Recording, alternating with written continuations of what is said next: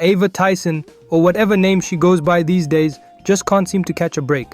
Last night, a massive leak of private messages reportedly from Kris's Discord server hit the internet. The person who leaked them on Twitter claims there are up to 500,000 messages. Nathan, who leaked the messages, said his friend was a moderator on the server, and Nathan himself was also a member. According to Nathan, most of the participants in the server were minors, which makes this whole situation even more troubling. Alright, let's dive into the details. Cookie downloaded logs of all the individual channels on Kris's server before it went public, knowing that something questionable was going on. He kept these logs for himself. Now, because of the sheer size of this leak, people are still sifting through it. Just imagine having to read through all 500,000 messages, not only because of the alleged content, but also because most of it is probably irrelevant chatter. But already we're seeing some wild stuff surfacing on Twitter. For efficiency and legal reasons, let's keep in mind that everything I'm about to read is alleged. We don't know for sure if this is even Kris's server.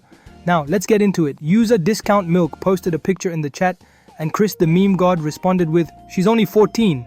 Wow." Another user then said, "If she's 14, I'm 14. Kris posted a link to shadow.com, an artist known for creating controversial content. This is really concerning stuff. Kris then referred to himself as lollygod, a term I had to look up, and trust me, it's not something I want to explain here. When users started talking about a not safe for work NSFW channel in the server, the meme god said, "Should disturbing content be allowed in the NSFW, or should it only be adult content?" I'm not going to finish that. Then, when they discussed removing the channel, Brooke the mom said, "I don't have any issue with the channel. What I have an issue with are the minors that have access to said channels." So yes, there were minors in this server, allegedly. Kris said, "Is there even a way to do that?" Discount Milk replied, "No, not really." Kris the meme god then said, "So what do we do, lol? Remove the NS sure? Let's keep going.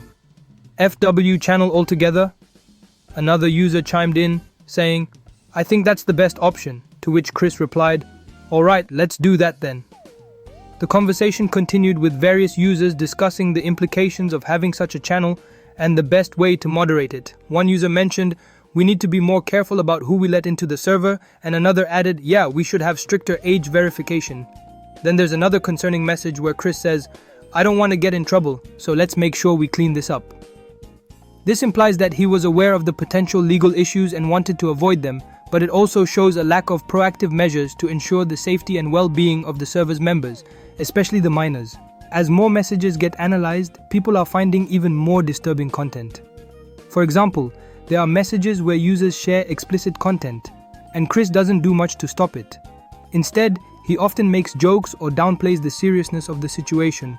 One particularly troubling exchange involves a user posting a link to explicit material, and Kris responds with, "LOL, that's wild." Another user then asks if such content is allowed, to which Kris replies, "As long as it's in the NSFW channel, I guess." This whole situation is a mess, and it's clear that there was a severe lack of proper moderation and oversight. The fact that minors were exposed to such content is incredibly alarming, and it raises serious questions about the responsibilities of those running these online communities. As this story develops, more people are calling for accountability and transparency. There are demands for Kris to address these allegations publicly, and for platforms like Discord to implement stricter policies to protect young users. In the meantime, it's crucial for parents and guardians to be aware of the online spaces their children are frequenting and to have open conversations about internet safety. While online communities can be great places for social interaction and creativity, they also come with risks that need to be managed responsibly. We'll continue to monitor this situation and provide updates as more information becomes available. Stay safe out there. Thank you for watching.